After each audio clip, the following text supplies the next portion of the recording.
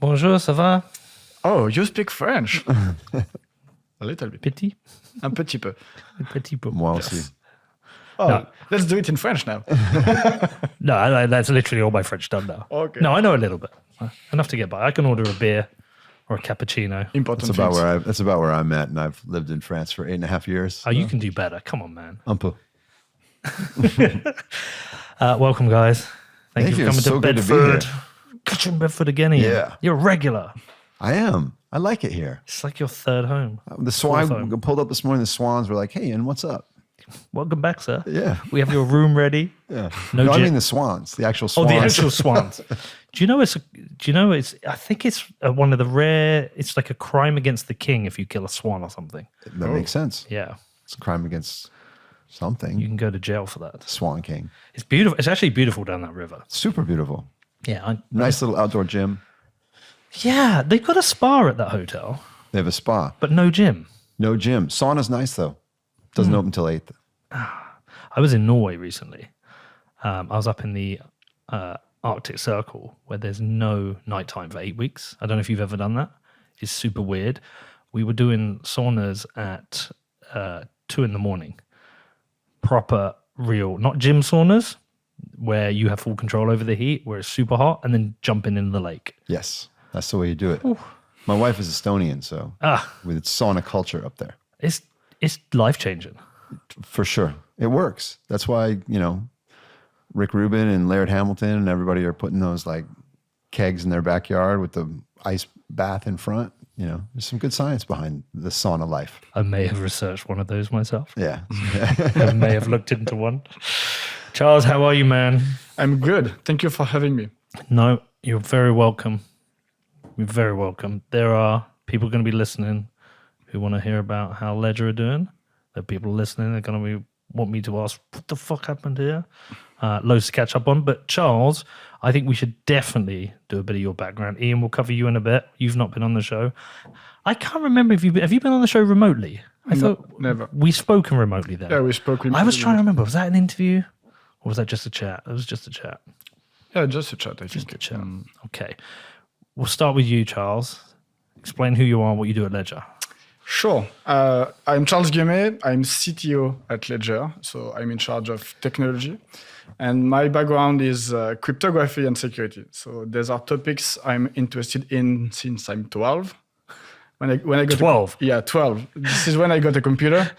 For the little story, I sold my piano to buy a computer. And Nerd. and the first thing I tried to do was to understand how these things work and if it's possible to break them. So I did some hacking, like this kind of stuff when I was young. And after that, I studied mathematics, computer science, and finally cryptography. And from there, I work in cryptography and security world. My first job was quite fun. It was an internship in a company that was manufacturing secure circuit. And the topic of my internship was to evaluate the security of the circuit. And a couple of weeks after the beginning of my internship, I succeeded to extract the keys. So, What? So I went to my director and I explained him what I was able to do. And he changed his face. Like he was completely mad. I was like, man, I succeeded in my internship. But I simply broke his work. So that was fun. Did you fall out? Mm-hmm. Did you fall out?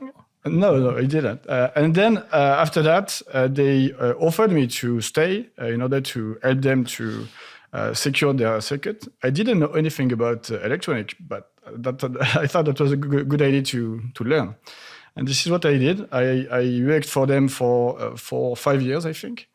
And after that, I went into a security evaluation lab. So my mission was to evaluate the security of different stuff around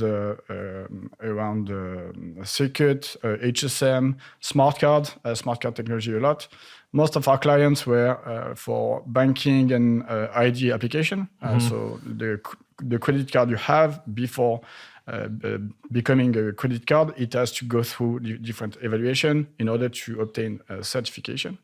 And I was part of one of the labs that are accredited by the ANSSI in France, the cybersecurity agency, and we were conducting this kind of evaluation. So that was mostly on smart card and HSM, but not only that, wide variety of things. And for the I have a cool story about that. So that's a long time ago. At this time, it was the story around AlphaGo and so on. Maybe you remember there was this algorithm made by Google, who was the first algorithm able to beat a human at the Go game. Yeah. And everyone was talking about deep learning. That was this trend at this time. And at some point, I was like, "Oh, this thing is interesting." So I started to study this a little bit, and then I realized that we could use this technique to do some attacks on different stuff. And I started to play with that, and the results were directly amazing. We succeeded to break some circuit and different software using those techniques, while it wasn't possible before. So that was fun to do that. So I did some AI before it was cool, let's say. And then I managed the lab for 4 years in total. That was a small lab. I think we were 25, something like this. And in 2017, I joined Ledger. The first 17. time... 17. Yeah, 2017, sorry. The first time I heard about Bitcoin was in 2011. You bought a shit ton. A friend of mine was mining with his computer. And How many Bitcoin stories start? A friend of mine was mining. yeah, a lot. He was mining with his own computer, and 2011 blocks were 50 Bitcoin, and he was talking about Bitcoin like every day. So at some point, I decided to have a look at this thing, and the first thing I did was to study the cryptography, understanding like the principle of blockchain, the double spending problem and the solution, the decentralized consensus. All of this was completely new for me. And I was really amazed, and I went to my friend and I told him, "Oh, your thing is really amazing from a technology standpoint. This is really really nicely done and amazing, but there was no use. There is no chance that anyone will use this in the future." So he continued to mine, and for the little story, he still has this Bitcoin. Good lad. Yeah. That was the difficult part, not selling through all these years. On my side, I didn't buy any Bitcoin. I tried to mine, and like 5 minutes after launching a Bitcoin Core, I was like, "Oh, this is slowing down my computer. I have no time for that." Damn it. Yeah. So in 2017, when I told him that I was joining Ledger, he was like, "Oh, you finally understood now." And yeah, I think that was at this time that I started to understand why Bitcoin is really important, and it solves real world problem. Did you come back to Bitcoin because you joined Ledger, or did you join Ledger because you'd gone into Bitcoin again? I think like both things happened at the same time. 2017 was bull market. Yeah, bull market, and not as 2021, but a lot of people were talking about Bitcoin in 2017. So I started to get interested again, and then Ledger was recruiting, and then I was in security. So I joined because of the two things, because I had the opportunity to build something new with my rules and so on. That I have an open blank page to fill, and also because of this new thing around Bitcoin that was popping up. Both things were important. Remind me when Ledger launched the first device. The first Ledger was created exactly 10 years ago. So this is the 10th anniversary this year. Okay, wow. So that was in 2014. Yeah. But it was very small from 2014 to 2017. Until you joined. Yeah, when I joined, that was the beginning of the big success. Now, I'm kidding. So 2017 was the beginning of the big growth. And when I joined, we were 45, something like this. Right. And today we are more than 500. So a lot of things have happened in a short period of time. And when I joined, what I did was to create the dungeon, because my mission was to create the security department for Ledger. Well, we'll get into the dungeon. Yeah. Because we've got a big chat there. Okay. Ian, how you doing, man? Good, man. Got to know you a little bit over the last few years. Yeah, it's great. Did we first meet in LA? We did. We did. We first met in LA. Well, what I remember is Soho House. Soho House. God, that exactly. sounds so And pretentious. I was super sick. And I didn't know it. Like we had dinner and then, but I think I'd had like I don't remember if it was COVID happening then? Can't remember. Yeah, what it it was. Was that pre-COVID? It was. And I had like a COVID vaccine and then I got on a plane and then I had dinner with you and then I laid in bed for like 24 hours. Yeah. I remember that first meeting in Soho House. Yeah. And so you've been at Ledger how long now? 3.5 years. Wow. No, 4.5. No, 3.5 years. Thank you. Yeah. And we've spoken a lot. Exactly. Not always about Bitcoin. No, exactly. A little bit of rock music. Yeah. A little bit of hip hop. A little bit of society stuff. Exactly. Yeah. Okay, great. Well, look, it's good to get you both here. You've had a busy few years. Oh, yeah. Bitcoin is exciting. Obviously. Never a dull moment. And I think there's two sides to talk about Ledger. There is the side where people obviously want to ask, people have questions. But there's also a side of Ledger where I don't think people know or appreciate other things you're doing as well. Let's start with some of the things. Let's start with the dungeon. Let's talk about that. Sure. Because I think that is one of the coolest things you do. I think it's really important. And then we can get into some of the more difficult things. There was nothing Which you difficult. created. The hardest questions are our favorite questions. Yeah, this is what What's the greatest album of all time? Fresh by Sly and the Family Stone. Oh, you said that easily. That's been my favorite record since I was 16 years old. There's a reason that Sly's on my right shoulder for the last 30 years. There you go. So, and I woke up to In Time which is the first song on that album, this morning, as I do every single morning. So, See, I have Lane Staley from Alice in Chains because There you go. Nutshell is the greatest record ever made. I will listen to that on the plane today in your honor. You must know that song. You must know Alice in Chains. I do, yeah, but I don't know that album super well. It's not what it was. No, Never, Nutshell was on the Jar of Flies EP. It's what they opened their Yeah. unplugged Oh, right. session with, the last great Lane Staley recording where if you've ever watched it, he's clearly fucked on drugs. Yeah. By the way, Drugs are bad. Stay off drugs, kids. just for Danny, because he's not here, me and Danny have this ongoing debate. Sorry for the tangent, but I said to him, I think we're in a world of fiat music now.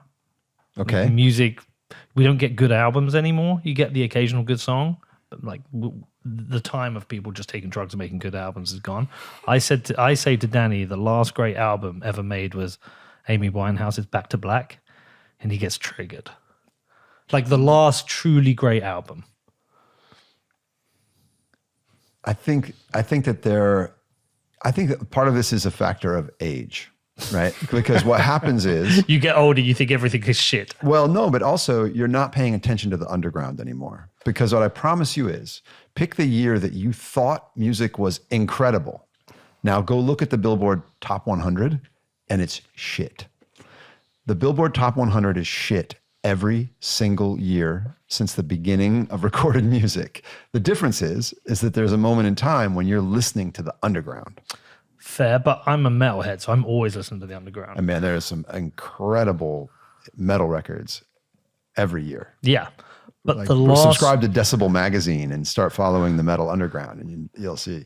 like if Rolling Stone did the top 100 albums, every year, like in perpetuity now, I think the last great album that should make it is Back to Black. I'm talking about popular music. Obviously, Yeah. there's things I think the Architects' last album should be in. No, not last album. It was All Our Gods Have Forsaken Us should be in there. There's like things that I personally think, but if I'm thinking like net everyone, I'm trying to think. I'm gonna. Danny's like, first Kendrick of all, Lamar. I would say that you're not. You're right, because what the internet has done to culture is it's moved us from mass culture to a massive niches. And I was looking at the Bonnaroo lineup that just got announced. It's a big music festival in Tennessee, and it's like a kind of a classic. People camp. It's sort of like a Glastonbury sort of thing for the U.S., where it's like 80,000 people in a field and everyone's camping and it's muddy and it's a communal thing. And the Bonnaroo lineup to me this year really looked like you just picked bands at random Now I've got to have a look. It's so. What's it called? Bonnaroo? Bonnaroo, yeah. Right, let's have a look. First year I went was the year the Beastie Boys played. Oh. And it was the Beastie Boys' last show, by the way, which I obviously had no idea. And Adam Yauch implored me to come. He called me and said, "You're coming to Bonnaroo." And I said, "No, I'm not." And he said, "No, you are." And long story short, I went. I'm so glad I went because I sat on stage with my daughter and it was the Beastie Boys' last show and super important to me. But we went every year after that. But that lineup almost just looks like a random band generator lineup. So I've not heard of anyone on the first day. I know Post Malone. And you got the Chili's. But I think this is the challenge now when you have, popular music hasn't been the most popular music for 10 years. And even the most popular things are not that big anymore because the tail is so long. And so I think that's the challenge is we don't even know what popular music is anymore. I woke up this morning to a new song from Lana Del Rey and Quavo from Migos. So I listened to it, and so I don't know, it was all right. By the way, you'll appreciate it. So, when people say first show, best show, like thing, the best show I ever went to was Beastie Boys. Oh, wow. I saw them Which play one? Brixton Academy. Yeah, that's a classic show, actually. Yeah. It was not long after Ill Communication came out. It would have been 95, 96. I can picture the poster for that show, actually. So it's kind of an infamous and like. Well, it's an iconic great venue. show. I wasn't there. I was on the tour prior, but I didn't come over to the UK for those dates. Well, so DJ Hurricane actually opened. Yes, that's right. And I always remember the track Elbow Room. Elbow Room. Yeah. Give me some elbow room. That's I need the some one. elbow room. Yeah. So Brixton Academy is an iconic UK venue. It's the best venue in the country. Mm-hmm.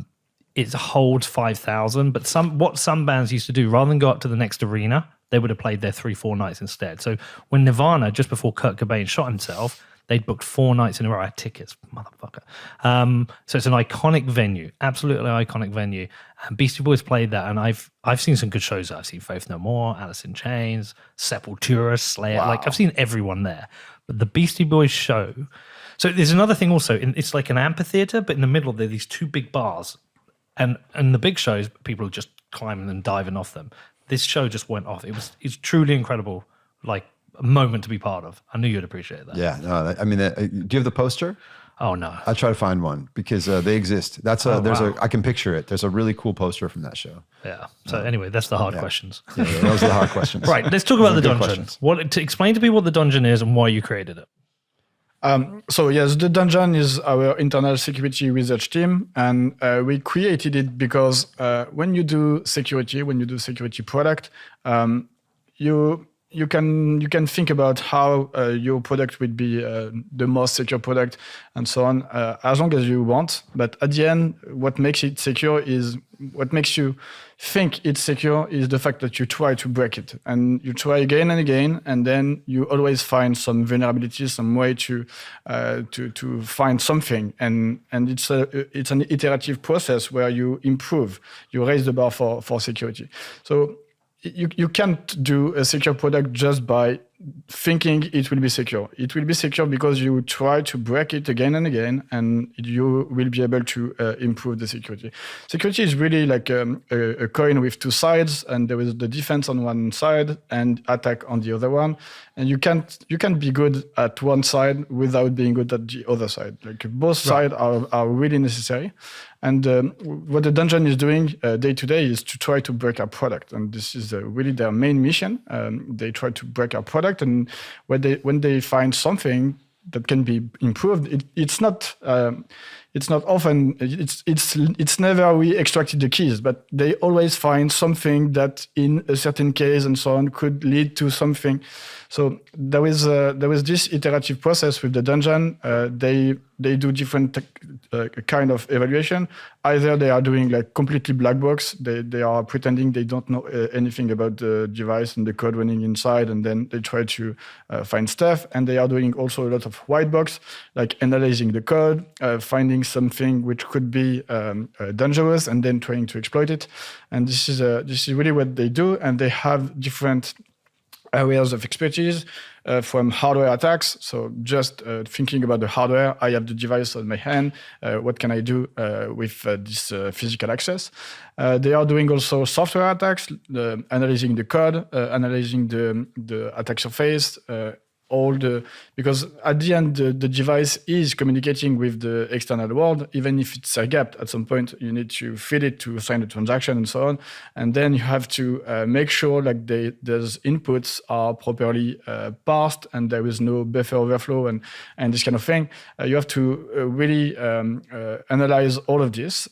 Also you have to analyze the cryptography, because implementing cryptography properly is not something easy. And if you do a tiny mistake, then you can lose your funds. There are plenty of attacks. There is one which is quite impressive. It is called non-sway use attack. And if you don't implement the signature algorithm properly, what you can do is just monitoring the blockchain, and from the signature, you can guess the key. So this is like a terrible attack. And there are, we analyzed the blockchain and other people did it, and those attacks happened in the past. So there has been such attacks in the past. Also, when you generate your secret, you must be sure that your secrets are generated properly. And for instance, we analyzed the implementation from Trust Wallet, the extension, and they did a tiny mistake in the code, but this tiny mistake led to the fact that the seed, instead of having like a wide entropy, like 256 bit, the entropy was only 32 bits. So what we could do is to generate all Brute possible force. seeds. Yeah. And then we could access to all the funds of all the Trust Wallet extension user. So what we did is responsible disclosure and so on. So we work with them.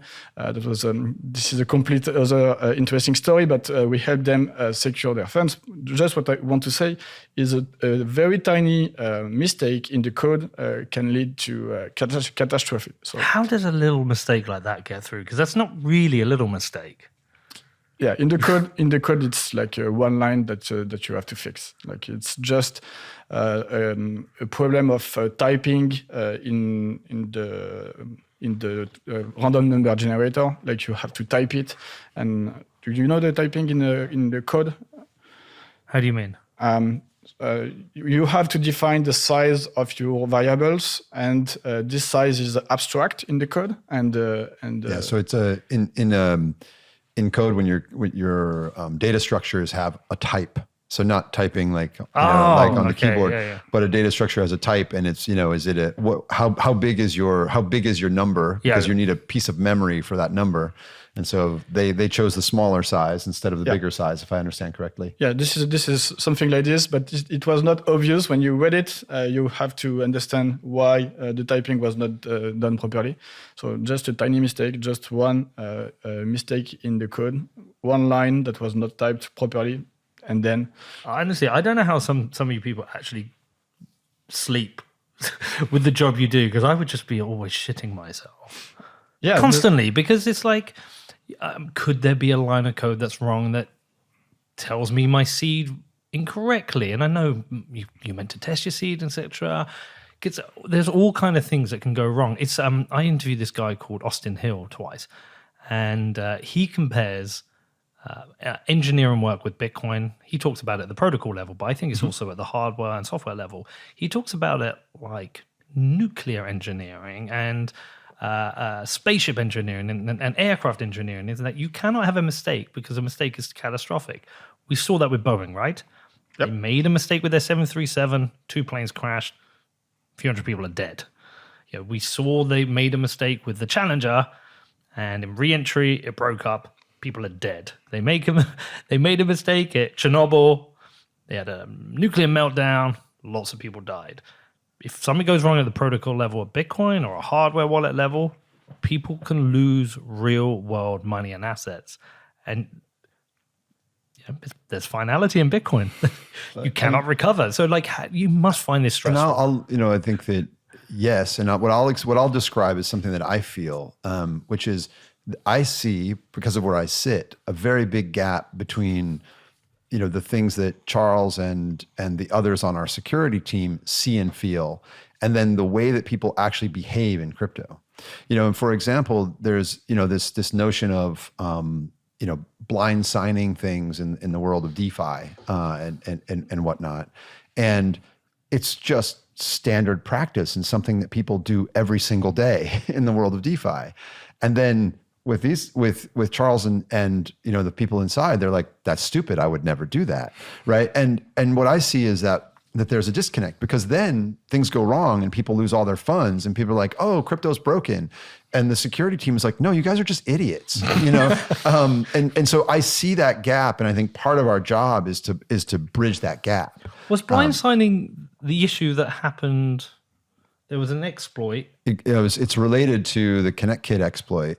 You can talk about what actually happened. That there was, there was a software supply chain hack, but that hack didn't affect anybody who clear signed. Yeah, right? that was a blind. Yeah, I remember it was a blind exactly. sign. So I mean, you can. But you guys, but people then yell at you and. Well, sure. But also it's a great example, because we were sitting in the room together in that aftermath with Pascal and Ari and others, and I remember Charles saying, we just shouldn't let people do this anymore. Yeah. Right. And you think about it, there's this, we want to be as secure as possible. And then people say, oh, come on.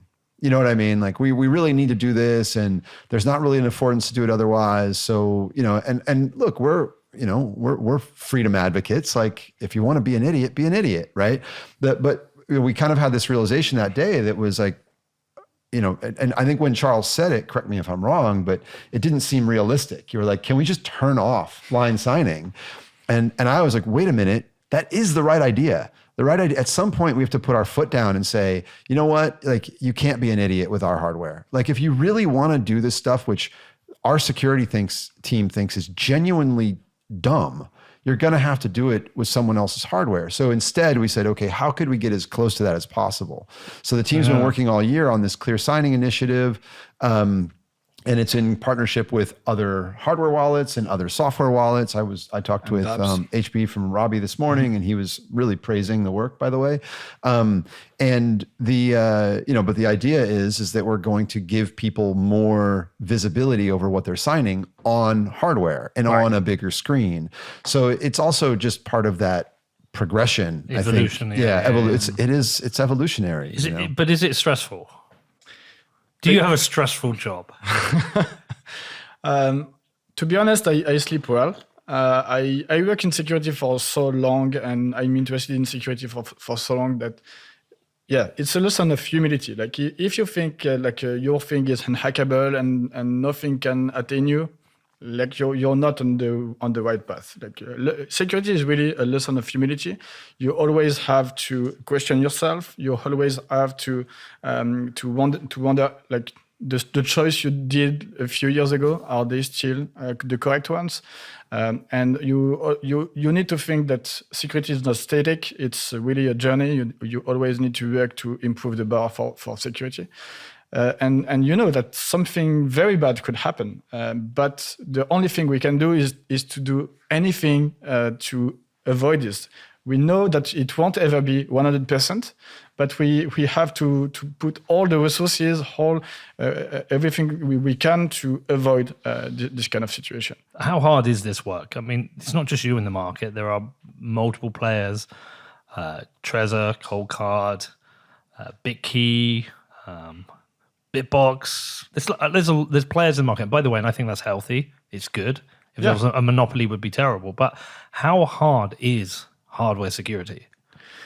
First of all, I want to state something important. When you use a hardware wallet, it's far better than anything software. Oh, look, Pascal told me this. Was it Biarritz we did the interview? I went down to Biarritz. I think there was an event on, and I interviewed Pascal. At Surfing Bitcoin, I think. Yeah, Surfing Bitcoin. And Pascal told me that every single software wallet can be hacked, and it's trivial. Yeah, that's the case. That's true. But to me, that's kind of insane, because we're out there. Everyone is like fairly happy and happy to push and use software wallets, but it's a question of opportunity cost. Like attackers are getting the low-hanging fruit. Like for now, they are simply trying to scam users into asking them their 24 words. Yeah. As long as this works, they will continue to do that. Right. It starts to work less. So now they are trying to trick them into signing like a malicious transaction, leveraging blind signing. This is what they are doing. And they are already attacking a software solution. They are attacking the authentication for users on exchanges. So this happens a lot. Like I've read some report from Coinbase saying like so many users have been hacked on their platform. So they're just getting their login details.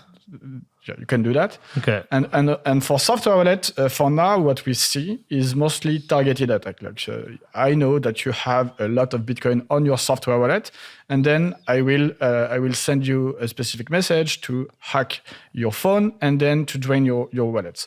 And all of this is kind of public because there was a market for this vulnerability. When I was young, this vulnerability were worth nothing.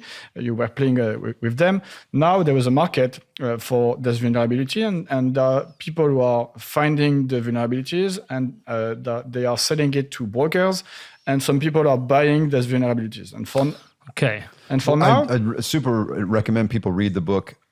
This is how they tell me the world ends. It's a few years old at this point, but it's Nicole Perlroth, who's the cybercrime reporter for the New York Times. It's actually a very readable book. My mom would enjoy it, but it also really shows, it talks about a lot about the market for these vulnerabilities, but it's also quite geopolitical, in other words, and you think about it in your daily life, for example, the fact that your local water treatment plant probably runs on Windows 95, you should worry about that, but it also ties together a lot of the events, the hack of all the NSA tools years ago, and it gets into that stuff. So this kind of the market for vulnerabilities, it's a really fantastic. Is there a positive end to that book? No, no. I didn't think so. Yeah. No, and things haven't gotten better in the last 3.5 years. Unfortunately. And for now, the market is really simple. You have like attackers and like or security researcher who find this vulnerabilities, and then either they sell them directly to a criminal organization or nation state, or they sell them to brokers, and the brokers are setting the price.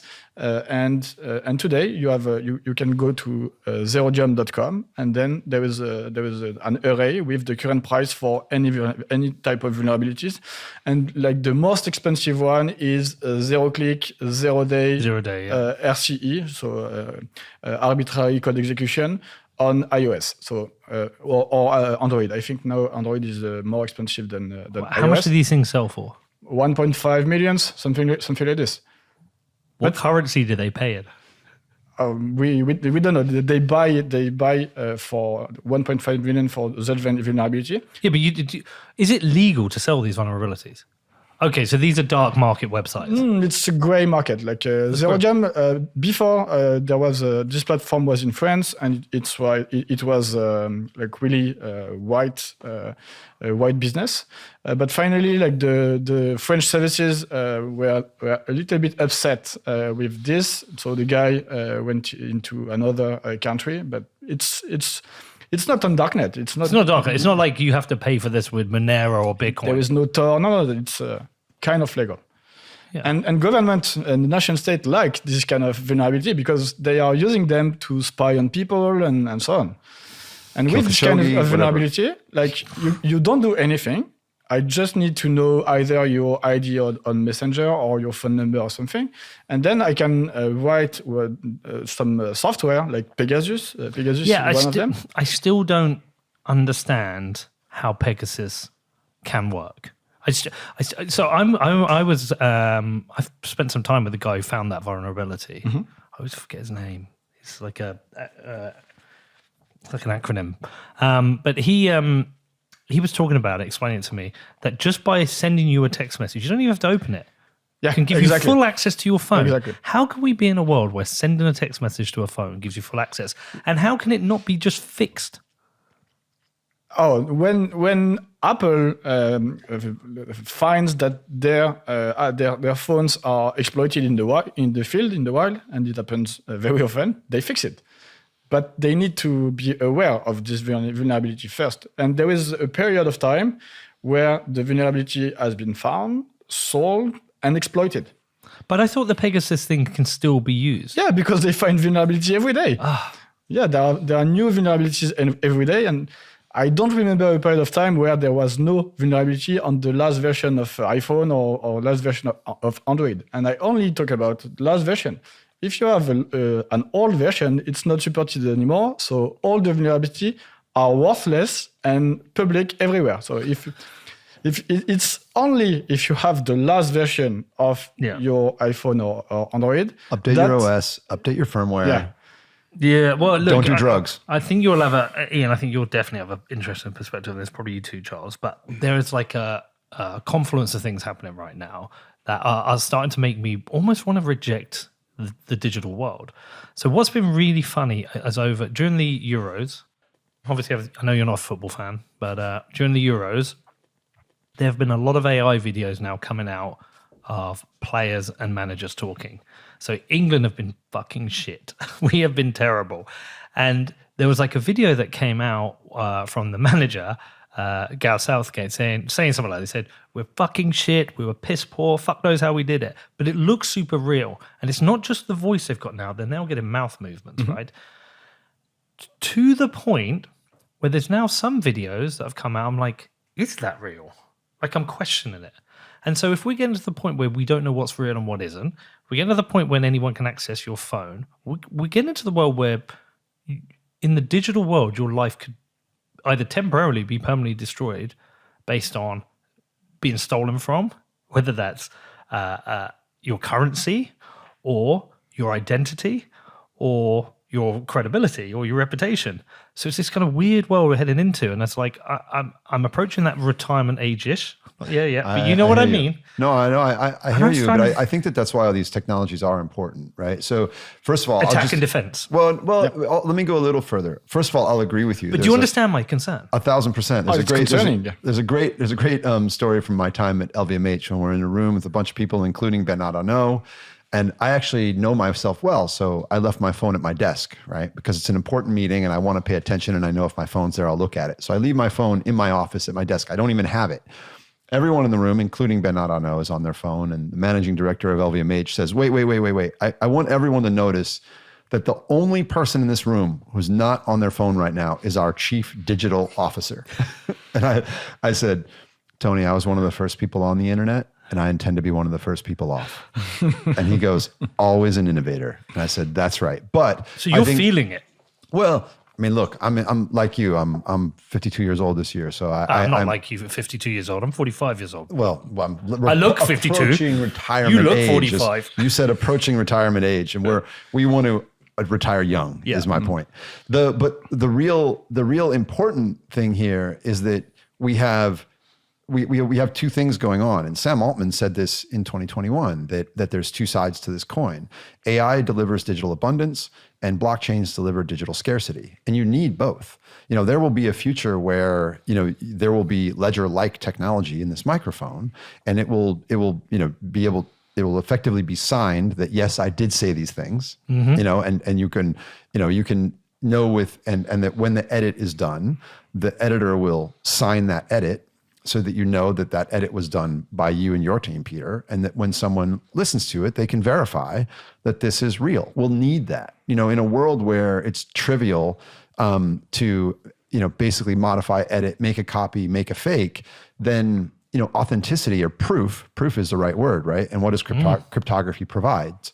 It provides proof, right? And so I think in a world of AI, you must have digital proof, right? So I think the way I look at this is there's no question that, I mean, look, if you and I are able to check out of digital society, that's a role of privilege, right? It used to be, rich people have cell phones, right? I remember in the 90s, only rich people had cell phones. It's gonna flip. Now, well, it's already there. Who needs a cell phone more than you or I? The guy who delivered our coffee this morning.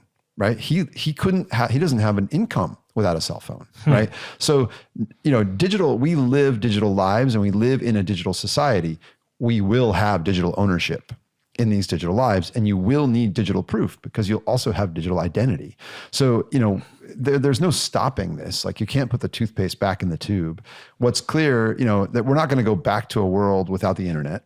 We're not going to go back to a world with 3 channels on television. We're not going to go back to the world I grew up in where there was nothing to watch on Sundays except golf, and we're not going to go back to a world without digital ownership. But and we're not going to go back to a world without machine learning. And we are going, to ultimately get AGI.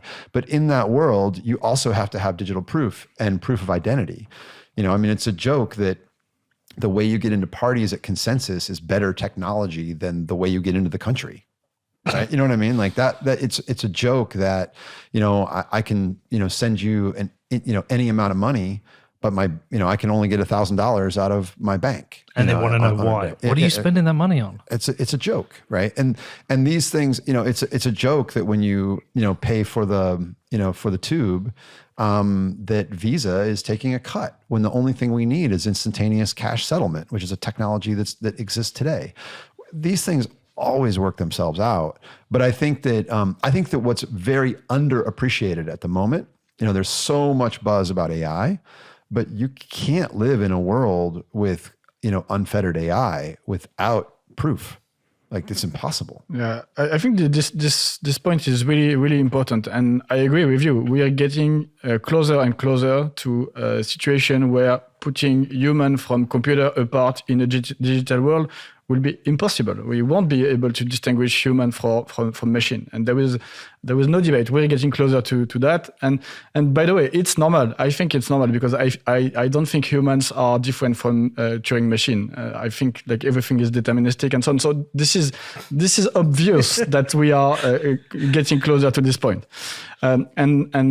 And now in this situation, we still want to distinguish them. And cryptography is the best tool to do that. Like, you have a private key, and if it's stored securely in something hardware, something like this, then you will be the only one to be able to sign stuff. And when you communicate with someone, if we agree beforehand that my public key is this one and your public key is this one, then you can do end-to-end encryption and authentication, and we are sure that I'm communicating directly to you, and I'm not a bot and this kind of thing.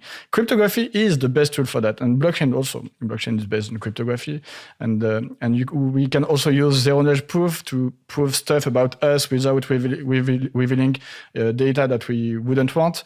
So at the end, like, your private key will be your identity, and you will be able to prove anything you want about you. So do you think? No, you go in. I was going to say, let's build this up a little bit from the ground up, because I think that this to me is the future of the web. We all know, my mom knows the web is broken, right? Like, she can't remember all her passwords, and she doesn't own any of her own data, right? And that's broken. And private key fixes that, right? So if instead I can connect to everything on the internet and own my identity and own my preferences, then the internet is far more useful for me. Just like, so that to me, that's how it's inevitable. But to your point about security, because you started the conversation by saying it's scary that it's so easy to just steal shit from people. Yeah. So then you go, okay, well, why is it easy to steal shit, and how do you make it not easy? And there's a lot of incentive now because of finality of these honeypots. Yeah. Well, like, I had it once when I was in LA, my credit card got stolen, and they did like 50 transactions. I phoned up the bank. The bank instantly reversed them all, and they reversed it while they did their investigation. So they didn't do their investigation then. They reversed ahead of investigation.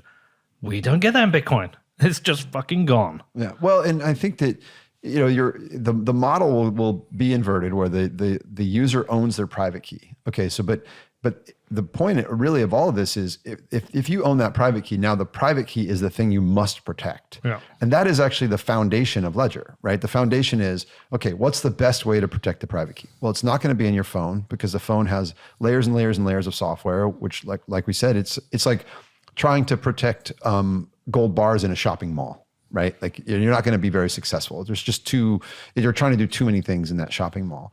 So what do? You use this smart card technology, which it's interesting that all this stuff came out of France, by the way. Like something that Charles and I have talked about a bunch, but smart card technology has been around for tens of years. There's dozens of billions of them in the world. They're in your credit card, they're in your passport, et cetera. The one in your credit card protects the secrets of the bank. The one in your passport protects the secrets of the government. The one in your ledger protects the secrets of the individual, of you, like we just talked about. Okay, so what do you need to be secure? How do you actually secure the private key? Well, to come back to some of the Donjon things, you have to generate that with good entropy in the smart card and protect it in the smart card. It has to stay there while you do the cryptographic computation. And then you, the individual, need to be able to approve it on a secure screen.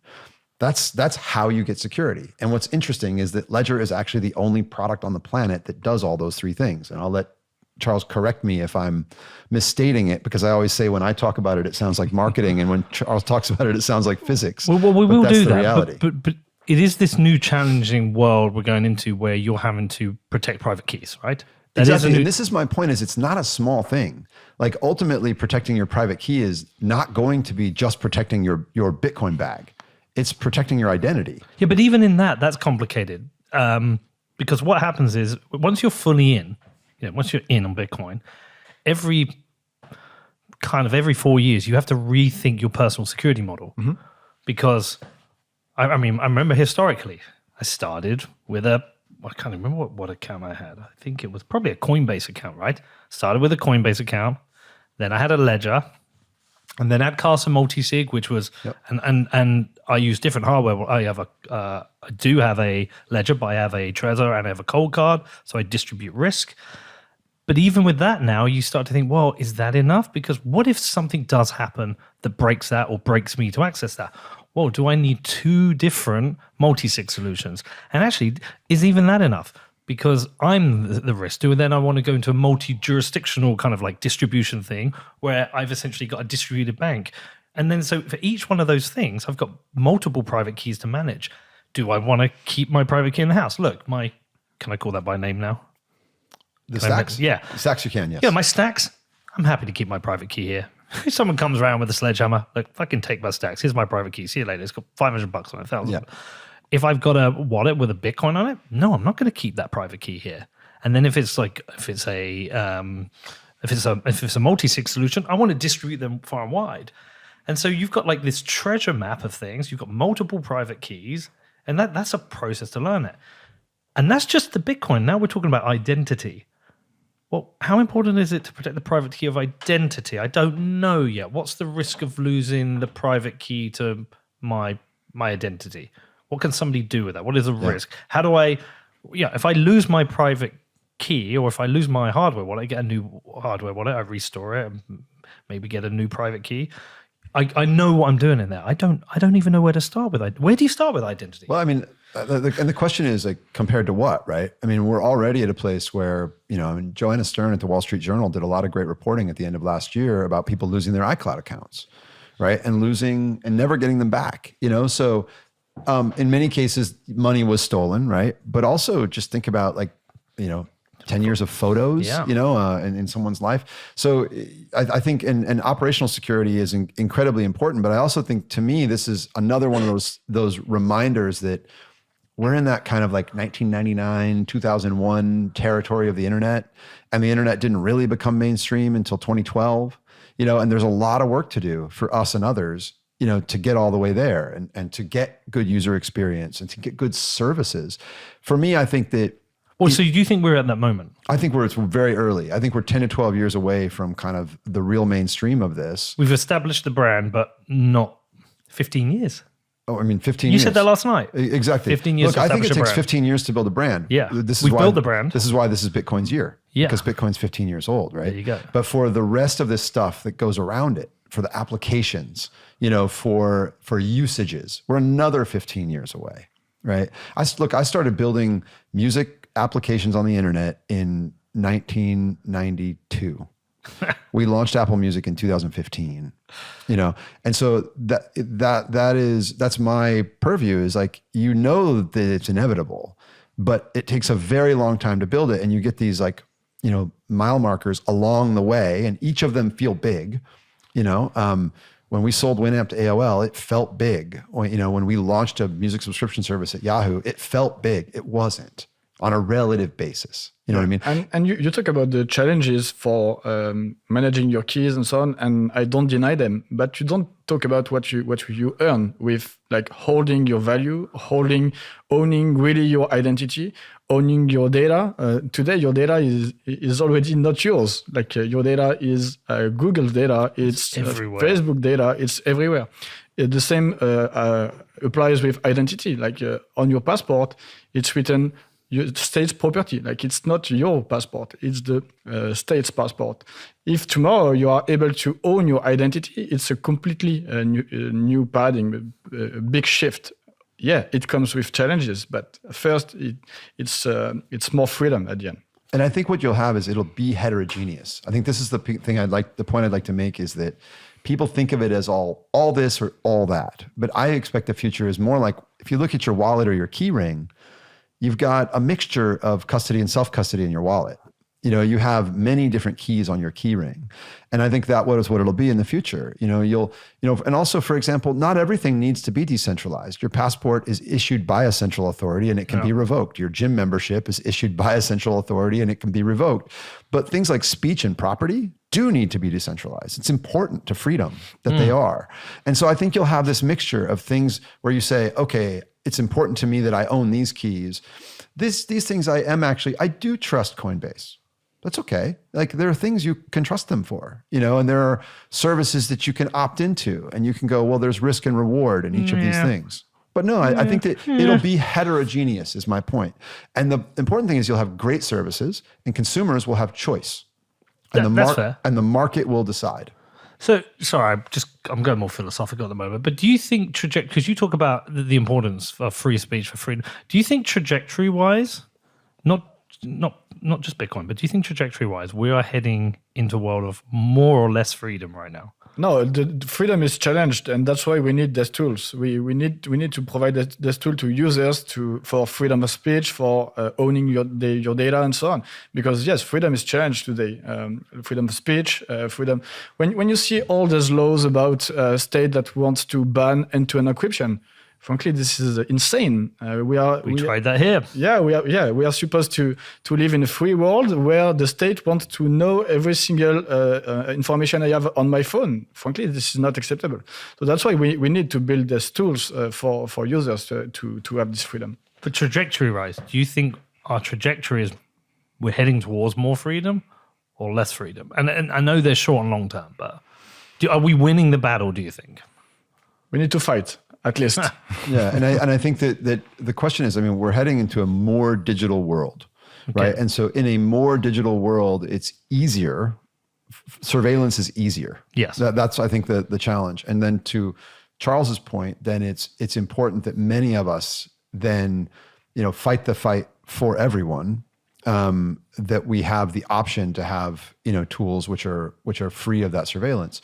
I think the question is like from a market perspective, and I think, look, as an American, when I went to China for the first time in 2015, I'm naively expected to find people who were, sort of jealous of our freedom, but I didn't. It's not the case. Exactly. I think what I learned from from the time of going there is that people want prosperity, not freedom and security. And so I think it also goes in cycles then where, if you're doing better than your parents' generation, then you're happy. And if you're not, then you fight. Do you think people don't realize they want freedom? Do you think it's a thing they don't realize they actually need till they lose it? I think I think if your life is, if today is good, then you don't rock the boat. It's Misfits, isn't it? Mm-hmm. I've been sat here the whole time thinking, I fucking know that shirt. It's Misfits. It came to me. I told Charles the story. I was at Consensus. Uh-huh. And I was with the editor of CoinDesk, and we were just about to sit down for a meeting. But I look far away on the stage, and there's a guy wearing a Bitcoin Misfits T-shirt, and I was like, my eyes went like this. Is like, the guy on the main stage is wearing a Bitcoin Misfits. I don't even know who it was. I apologize to whomever it is. They're both punk. And he goes, the guy from CoinDesk goes, "Oh, you like that shirt?" I was like, "That's incredible." I mean, come on, Misfits fans. I'm 15 years old and I first saw Did he give you the Steve shirt off Calloway. his back? He reached into his backpack, Oh, he pulled had out the shirt and handed it to me. Damn. So unfortunately it was, XL. So I've had, it's spent a few hours in the dryer now, but Just try to still looks big. but I love it. Do you It's my whole life like converged into one t-shirt. well both Bitcoin's punk rock. I totally agree. Yeah.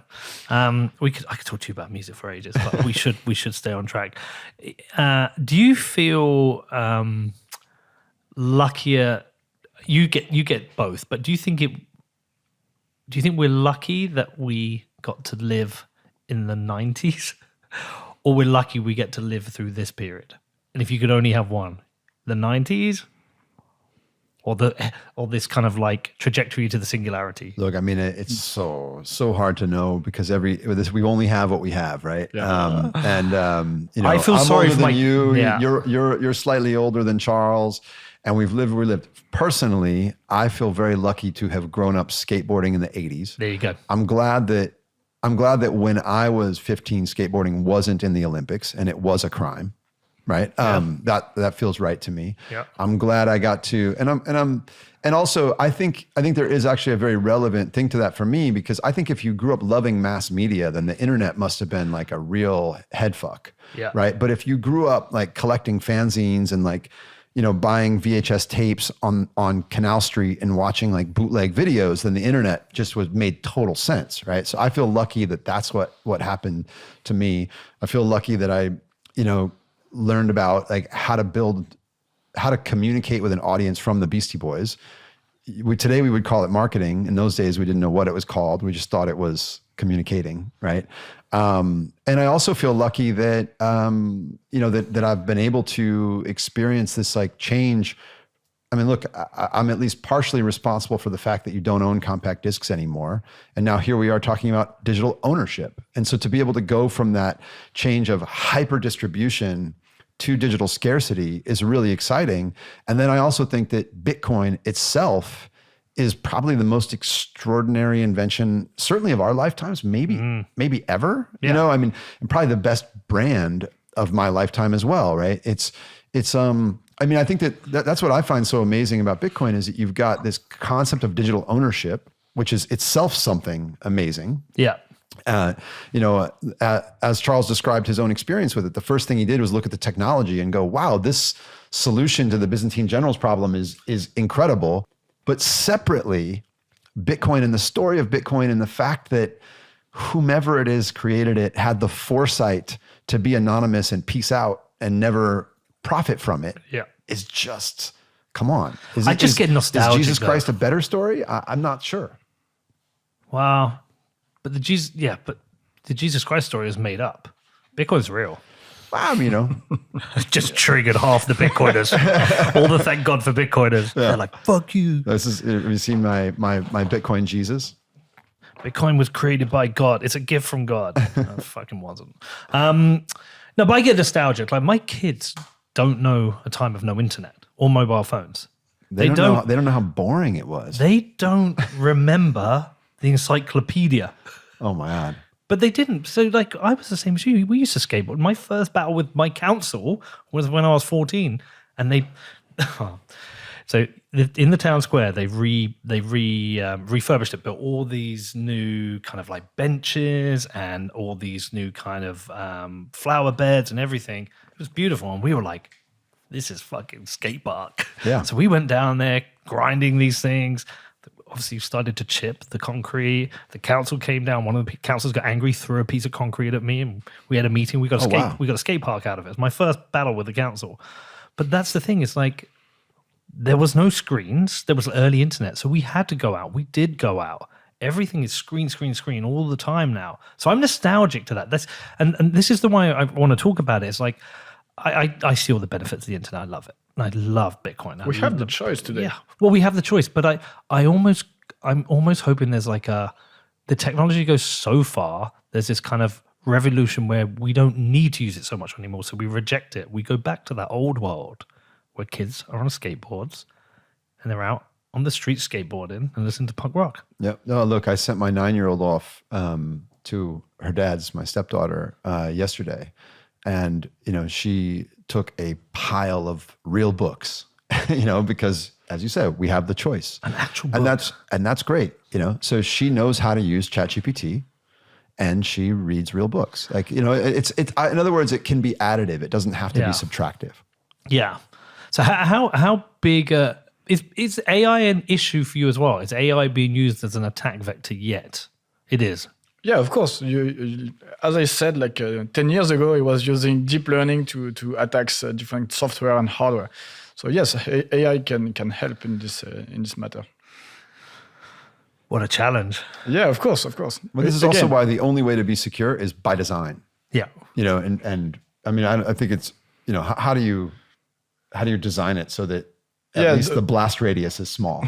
Exactly. So the main idea of hardware wallet in general is to have the smallest attack surface as possible. So this is really the main idea.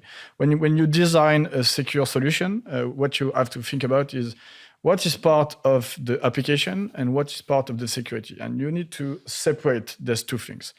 On the software wallet, everything is in the same place. You have everything related to your balance, to the price of Bitcoin, to the swap, whatever. Everything is on the application, and also your secret, also the cryptography.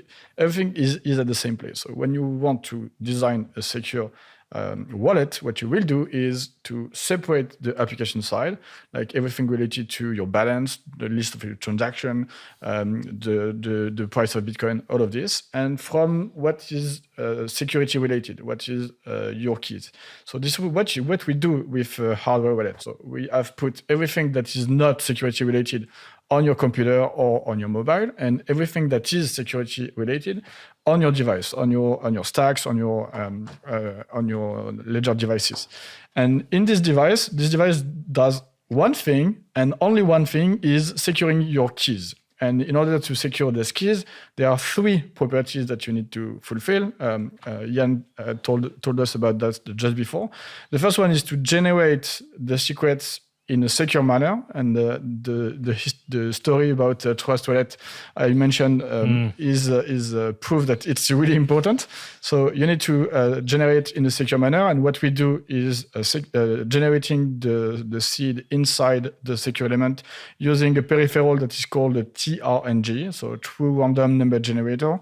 So it uses some kind of chaotic and physical phenomenon to generate some entropy, and then this entropy is increased with different techniques.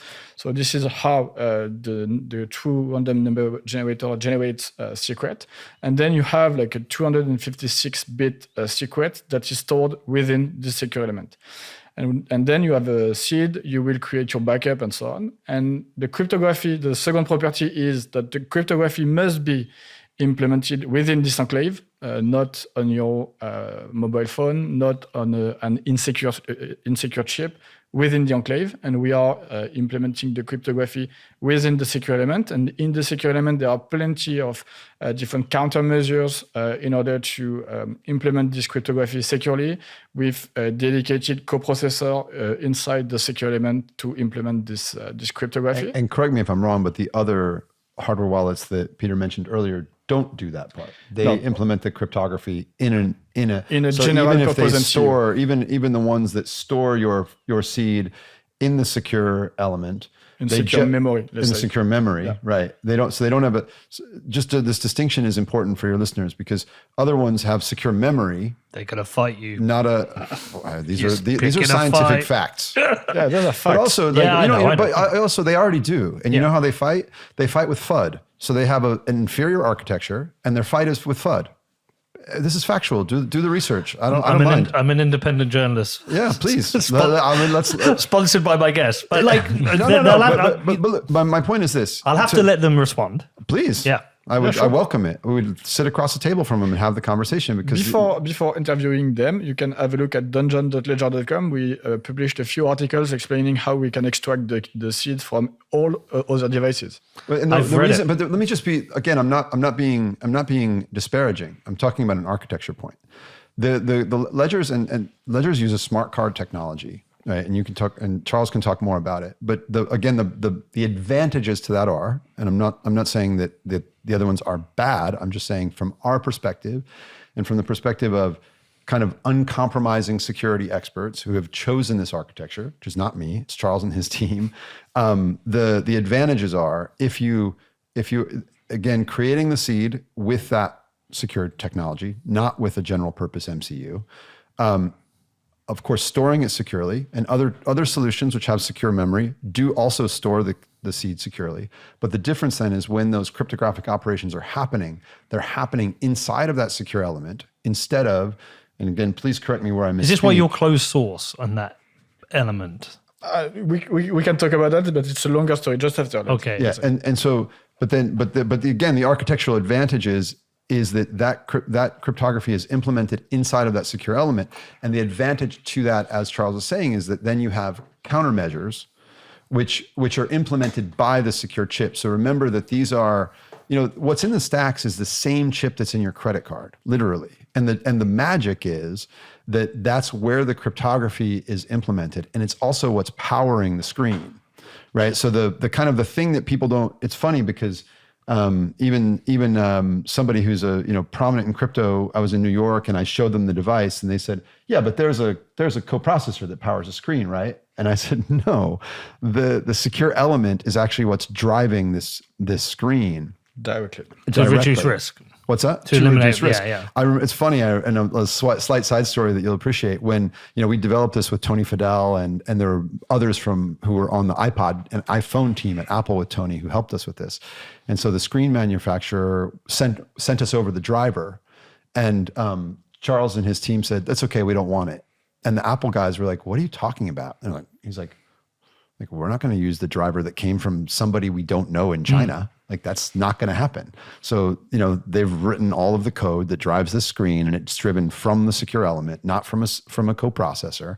And again, the advantage of that is that, where another architecture would be, you effectively have secure memory and then the generation of the seed and the cryptographic operations are done in this secondary chip, the MCU. Yep.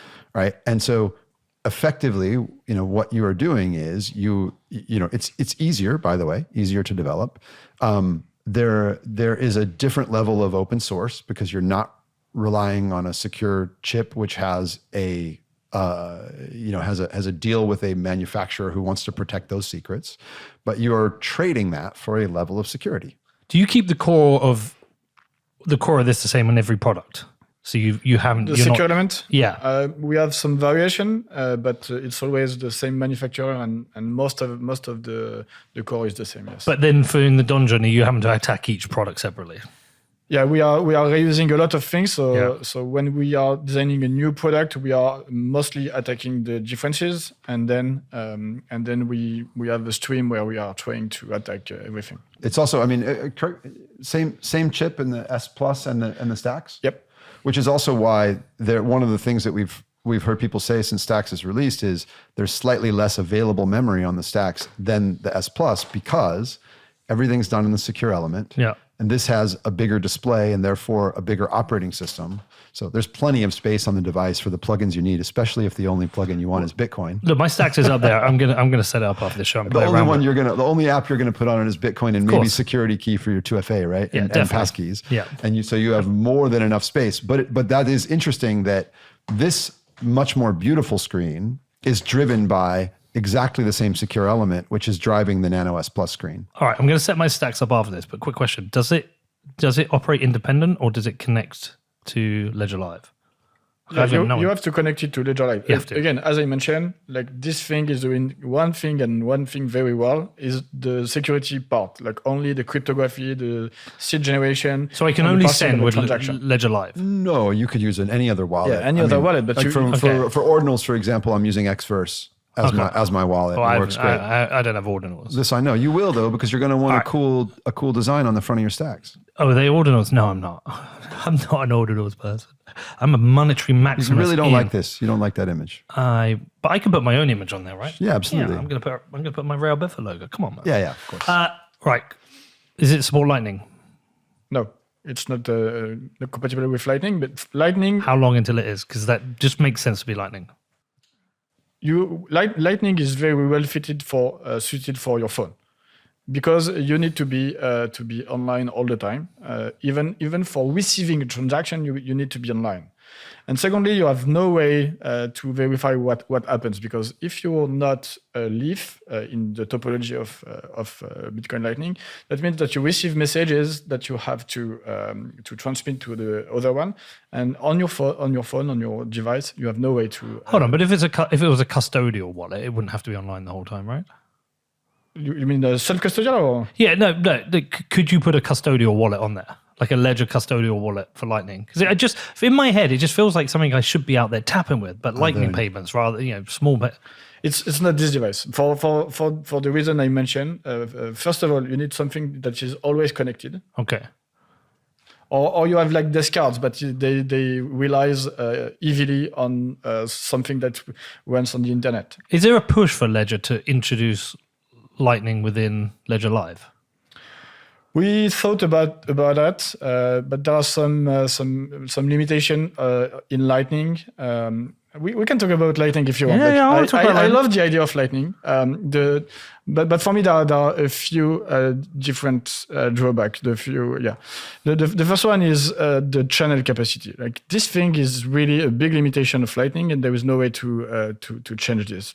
When you open a channel, when you create a wallet, you have to open a channel on Lightning, and then I will put like 0.1 Bitcoin on my end. You will put 0.5, and then for the life of our channel, we have this limited capacity. You cannot send me more than what is on your side, and I can't send you more than what I have on my side. And this is if this is the only channel I have open in Lightning. This is the overall capacity of my payment, overall payment capacity I have on Lightning. And yeah, but I don't open channels. I just use custodial wallets.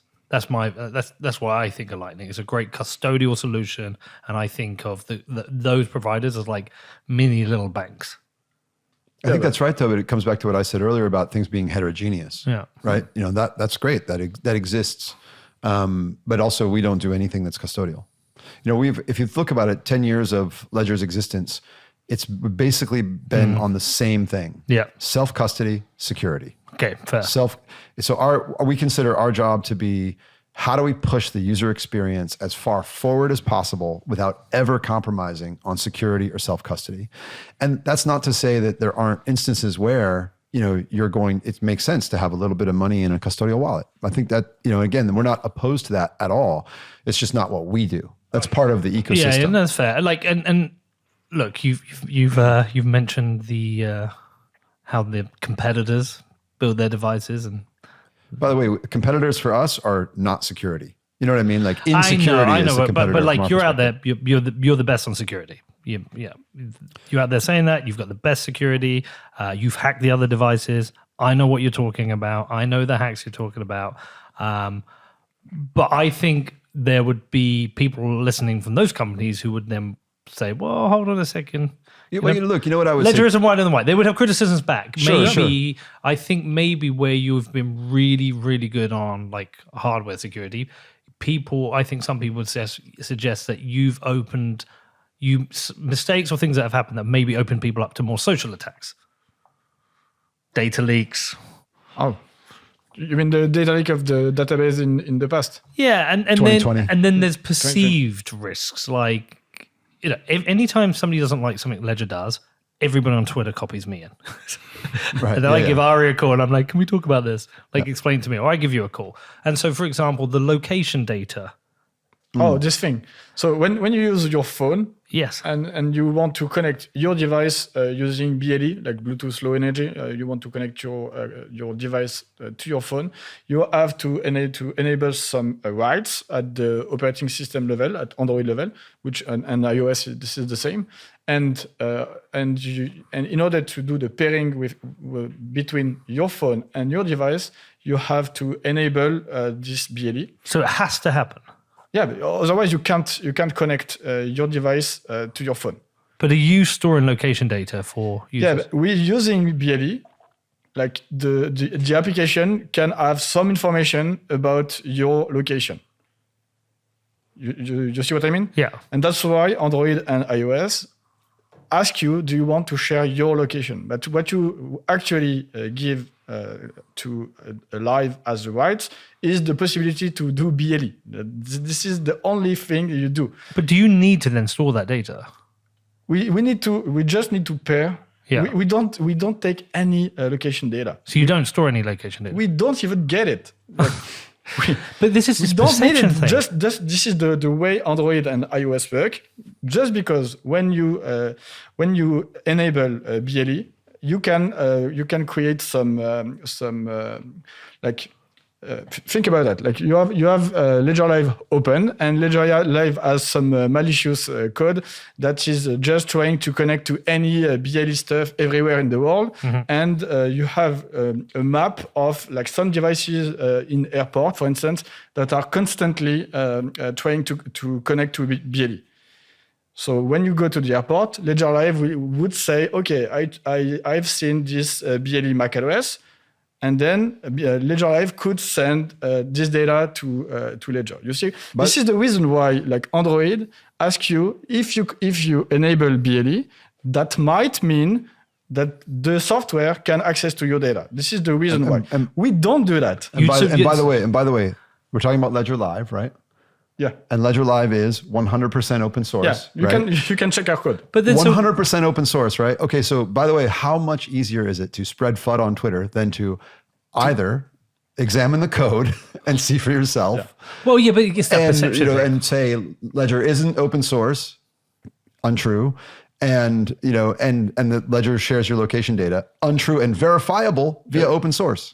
But I think it's that perception thing. Someone will open their device. It looks like look, Ledger's asking me for location data. Why? They must be storing my location data and then giving it to the government or criminals to come and knock on my door and steal my Bitcoin. Like they jump to the worst conclusion. But there is that perception thing. Sure. And so you have to deal with that. Welcome to crypto Twitter. That's why we are here to answer to this question. Do you think it's PTSD from the data hack that because that happened ever since then? Every single thing people just because I think this is also because we are the leader in the space, and when you are the leader, like everyone is looking at you every time you do something. Like people are asking, is it the right thing, and so on. This is one of the reasons, and the second one is what we are selling is like security device and trust. So this trust is always questioned, and it's fair game. It's fair game. It's normal to do that, and it's our job to answer to this thread. And we support it. Frankly, I mean, we people should be paranoid. Yeah, totally. They should be. They should be paranoid. They should ask the question. They should be critical. 100%. And also, like, look, it does, like, and tell you that there are plenty of teams, or plenty of times that the marketing team has, because if you think about your job as marketing at a normal company, you're tracking users, and that's part of how you do your job, and we are literally tying one arm behind the marketing team's back, by saying, no, you're never going to get that. You don't have that data. Yeah, you're not going to get that data. There are, though, it's like, we do 70% of our sales on ledger.com, and there are laws that say when you sell someone something, you get their data. And if you go back to the data leak of 2020, it wasn't a data leak of, from Ledger. It was the suppliers. It was 2 attacks, one on our email gun and the second one on Shopify. which is obviously used by many. Shopify is like a small country, Yeah. right? And plenty of companies have been breached. Of course, this but, time. but it's a different world. Like, Sure, it's but- different when say Rail Bedford. Well, actually, we've got Bitcoin users, but just like I don't know. No, of course. Let's pick Zara gets hacked. You've got data of people who've bought skirts and tops. With this, we've got data of people who we know have Bitcoin, and I don't know how many of the reports of the attacks are real, but like there has been a hangover from that, and it's happened. And by the way, the one defense I'll give of Ledger is this has happened to other companies in the world of Bitcoin, and people just kind of go, "Oh no, it's okay because we like that company." That has happened, but how do you stop these third party suppliers losing your data then, or do you just not allow them to have it? No, anymore? I mean, look, after 2020, so I was joining in the end of 2020, and I literally Into the fire. Yeah, I literally spent my Christmas break of 2020 before I'd even started at the company, dealing with the communications on this, and it was right into the fire. But we did major things such as actually getting Shopify to change how long they kept data for. Right, because there's a legal amount of time you need to keep data, but the data was actually stored for longer than that, and so we worked with Shopify to build an API so that on a daily basis, user data could be deleted after the legal amount of time, so it wasn't kept for any longer. We did, of course, change email providers to one who could guarantee a higher level of security. We changed practices such as, do you put, if I send you, your order, what information do I put in the email? You have to think, okay, well, what if someone does get access to that email? Like, what can they get out of it? So, we've done, tons and tons of things, to just as Charles said about security overall, what you try to do is just reduce the surface. Totally. Reduce the attack I think surface. the main principle with data for us are data minimization. This is the first principle. The less you have data, the less you have risk. Unfortunately, there are some legal constraints and so on. And sometimes we need this data to offer you a service. So we need to know where to ship your packet. Otherwise, you can simply ship the package. And it's better getting it from you than eBay. Well, but also, totally. I think, so look, we do data minimization first. Also, information and consent. We are getting some data because we need it, but we inform you and you have to consent. We don't do anything behind your back. So data minimization, information and consent, and also we have a different database, and we are making everything to make sure that all the databases are completely independent, meaning that it's not possible to cross them technically. And furthermore, we never mix the database, and users who have access to this database A do not have access to the database B. Yeah, and the other thing though is you mentioned distribution, because a big thing that is different between today and 3 years ago at Ledger is you can anonymously walk into a Best Buy store. I think it's 80 or 90% of America lives within 20 minutes of a Best Buy store. You can walk in and get the world's best security for $80 anonymously, right? And so then there is the kind of the conversation around supply chain risk, but because we have a secure element, we also have a genuine check. So you can check that the secure element in your ledger is genuine. And today we have distribution: Best Buy in America, Media Mart in Germany. But do you think people Hi-Fi understand in Australia. that? If someone's new to Bitcoin, Look, that's a lot to understand. this is the challenge overall, right? Is that people are not necessarily Charles. They're not cryptographers and security experts. Yeah. So no, but but this is our job. Right? Yeah, Is to make sure it's that's true. why we are here to educate people, to give information about that. And one of the surprising attacks I remember in the past, and I think there are still such attacks today, is like some people were buying devices and then opening the box, then initializing the device with one seed, and they were putting a scratching card with the seed. I don't know if you are aware of this attack. No. So the device was initialized, and there was a scratching card, and the victim would buy this device, would scratch the card, and discover his seed. And for a new user who never had a wallet, this seems normal. Yeah. How do you prevent this? Like, education is the only way to do that. Yeah, fair. All right, so we should talk about the wallet recovery service as well. Mm-hmm. Yeah. Because Ledger again, recovery. that was another thing where it like just blew up everywhere and everyone was like pissed off and telling me to drop Ledger and like to go and kill myself. What's the deal with this product? How does it work? Yeah. The problem we wanted to solve is a problem of user experience, because as we said, like what we do is security. We never compromise with security, but we want to onboard the mass. We want to make sure that everyone can use a hardware wallet, use a Ledger device. And can I, before you get into the specifics, just to level set too, I think the important thing for your audience to remember is, and I think this also comes back, we talk a little bit about competition, but from our perspective, the competition is really people being insecure and people people not having self-custody. The competition for us, like if people are using a hardware wallet, we're happy. Yeah. To be clear, we're not trying to argue over which hardware wallet you should use, because as Charles said at the very beginning, if you're using hardware, Correct. you are so much more secure than any other solution. So really one hardware wallet, this is why for us, the FUD is frustrating, because we don't do that. We think like well, look, how do we go from, let's put it this way. There are 500 million people in crypto broadly, right?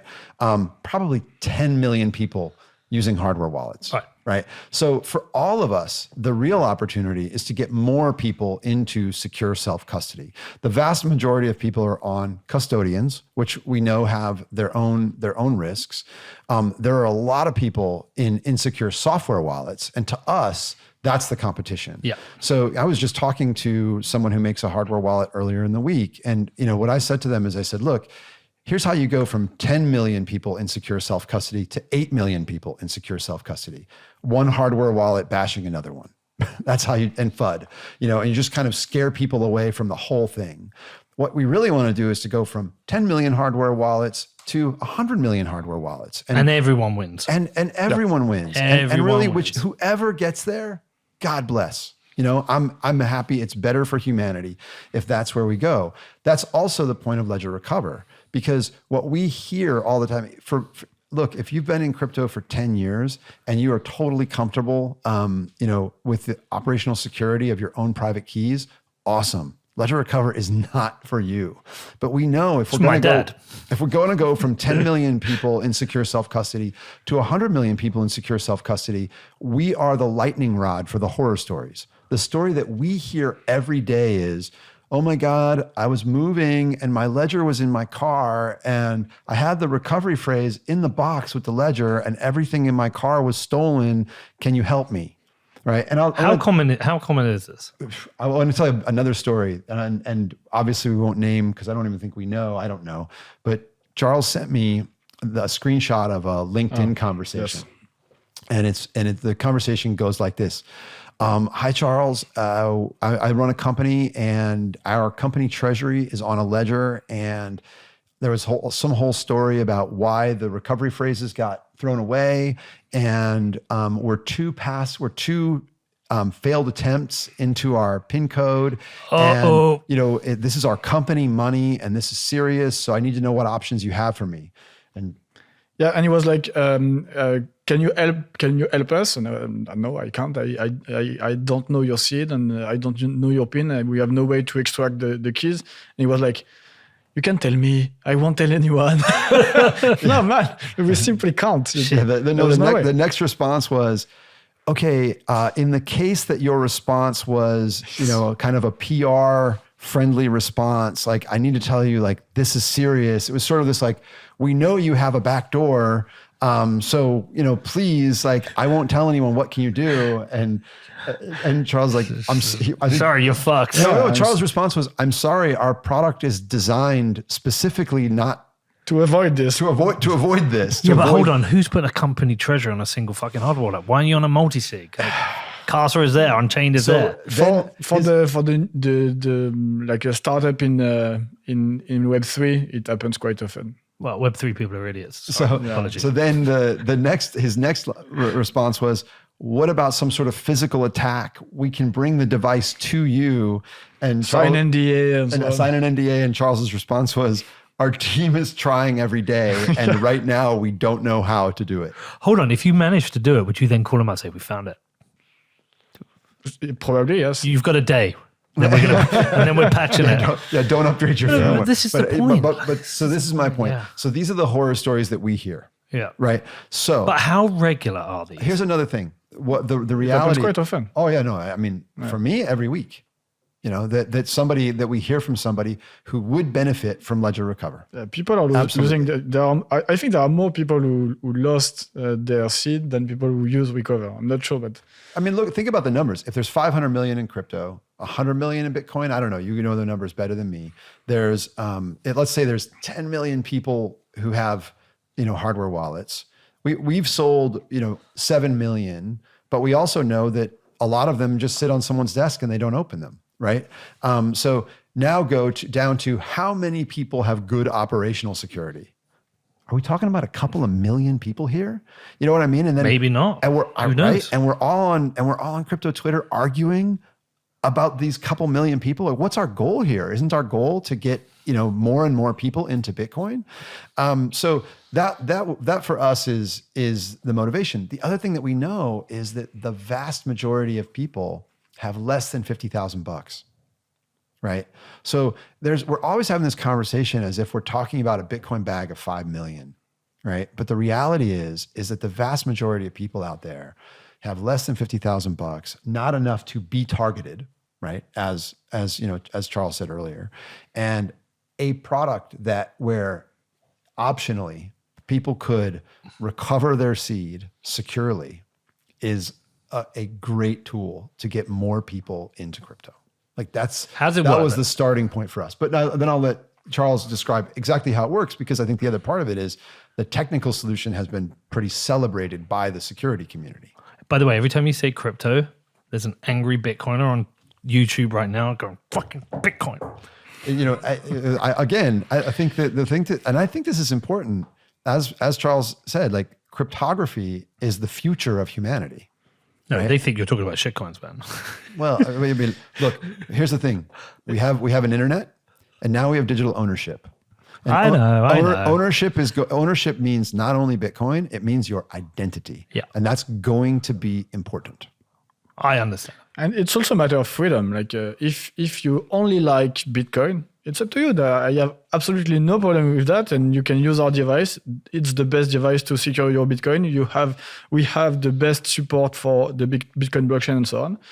And if you like also Ethereum, you can do both, and there is no problem with that. I think like it's also a matter of freedom. Like we don't need to do the shitcoin defense. It's been done here. No, but I also think to me actually this I think I want to like put my personal feelings out there on this, because I actually think it makes the narrative for Bitcoin stronger.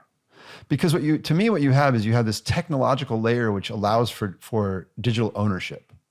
If the only thing that provided for was Bitcoin, I don't know.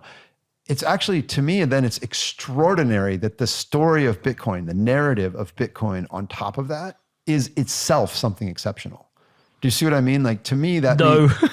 Look, I think it's all bullshit. No, but it's like hey, that's me, man. Look, I think when your private key is protecting your identity, you'll feel differently. No, I agree with you on that. Like, I'm with you on that. And just like, it's like, I don't need Taylor Swift to enjoy Norma Jean. No, but I agree with you. Here, you know how? Oh, sorry. You know Actually, how I quite like Taylor Swift. You know how I'd put it? I was mentioning Glenn Friedman the other day. Yeah. Glenn was like, he's a normal person who's like, Ian, tell me what the fuck you're talking about, right?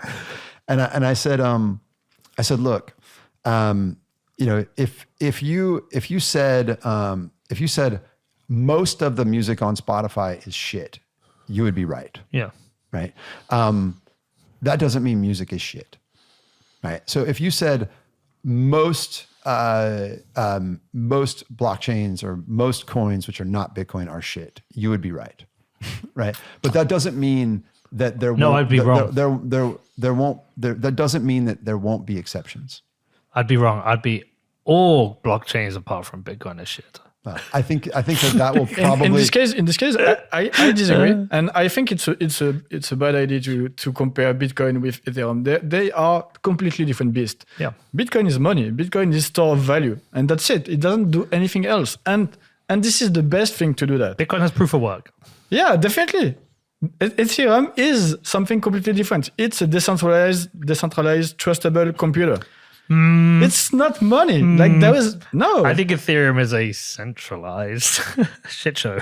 Well, It doesn't have proof of work. Yeah, no, I agree, and I think proof of work is better than proof of stake. That I don't debate this. But again, on one side you have a store of value, and on another side you have a trustable computer. No, man, I'm not buying. We shouldn't do this one. We shouldn't do this one. People who listen to my show know my opinions on this. Yeah. Okay, so how does it work? How does this... Recover. So yes, we wanted to give an option for users who want to have like a backup for their 24 words. Because when you enter into the Bitcoin world, into the crypto world, this 24 words is a little bit disturbing. What do I do with that? Where do I store them? What is my OPSEC? And as you mentioned, the OPSEC is something difficult, and you have to think about it regularly, because the OPSEC you set up last year is probably not the one you need this year. Mm-hmm. So this is a problem, and we wanted to provide more options, and especially for newcomers, especially for my mother, who like she set up her device and she's like, what are those 24 words? What should I do with that? I don't understand. And word salad. Yeah. Well, and by the way, like if you aren't a little freaked out trying to figure out what to do with your 24 words, then you don't understand it. Yeah. Exactly. Yeah, that's and fair. You will forget them, and you will take a photo of them. Like, go on Reddit. There are plenty of users like who have lost their money. They don't understand why, and then they post on Reddit, and it's always the same pattern. Users are asking questions. What did you do with your seed? Did you take photos? Did you send an email with them? And at some point, they find like the guy always did something wrong with his seed. It's always the case. I'll tell one quick story on that. I sat next to a guy at dinner one night, and he told me that he has crypto, and asked me why he needs Ledger. And I said, well, I could take your crypto from you tonight if I wanted to. And he said, how? And I said, well, and he's just a normal guy. And I said, well, you probably reuse the same password lots of places. And I can probably find your password. If you go to haveibeenpwned.com, I'm sure I can find a hack that your password has been compromised in. And then what I'm going to do is I'm going to get into your iCloud account, and then I'm going to go into photos, and then I'm going to go into the screenshot thing, because he was using a software wallet. And I'm going to find the place that you took the screenshot of your 24 words, and then I'm just going to recreate your wallet and take your thing. And he goes, and laugh in your face. He goes, whoops. He goes, please don't do that. Because all the things, he's just a normal person. A normal person reuses their password in many places. A normal person takes a screenshot because they don't understand how important the 24 words are. And I mean, Bro, people do this. They do it on social attacks. Do you want to know? I reckon at least once a week, I get an email from somebody who listens to the show telling me how much Bitcoin they've stacked. They're like, thanks for the show. I really appreciate it. I've stacked 4 Bitcoin. I'm going to keep stacking. And my first reply is, do not tell anyone how much Bitcoin you have, including me. Yeah. And it's not just because someone could snoop on my email as well. Exactly. Oh, who is this? Made up name Bob Jones. Where does he live? Okay, you got 4 Bitcoin. Here's my hammer. Give me a Bitcoin. Look, I mean, this is how security works, right? And if you again, I come back to that reporting that Joanna Stern from the Wall Street Journal did about people stealing iPhones. They were like 2-bit crooks that used to steal iPhones and fence iPhones, but then they realized if they could steal your iPhone and log into your iPhone, that there was a lot more value to be gotten there, right? And so How do the credit card hacks work? Someone hacks into your email. They search your email for that place that you sent your credit card information to someone, right? They find it. But man, if they can find your 24 words, even better. The story about somebody breaking into a car and losing both their nano and their 24 words was real. And the guy was losing his mind because he could see that the money hadn't been transferred. So the thief probably threw it in the trash. He didn't even know what it was, but that will change. Do you know what I mean? Yeah. Like, again, over time, someone's like, aha, I know what to do with this, and so, okay, I'm sorry. Well, continue. but I think we're also moving to a place where hardware wallets are going to be one of the solutions for private keys. It will be, people want to be sovereign. There will be things like Wallet Recover. There will be Bitcoin banks. There will be where people have their keys distributed with, in a 3 or 5, and it's companies around the world, and they don't want to hold it, because even if you were somebody who had like, I don't know, I haven't, but say I had 500 million in Bitcoin, I don't want it all stored on a multi-sig casa. No, I don't want more than 10 million. So I want some distributed services because it's fucking scary having that much. Exactly. Heterogeneous. Yeah. We were talking about AI just before.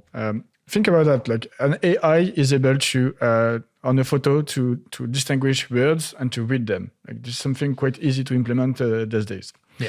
Think about the number of applications on your phone that have an access to your photo. Do you have this in mind? Yeah.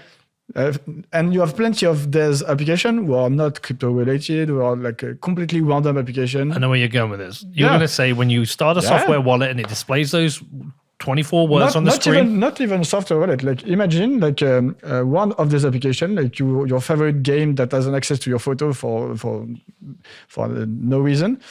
Tomorrow they do an update. They still have the permission to access to your photo, and with AI they can scan all your photos. So if one of their users have taken a photo of their seed.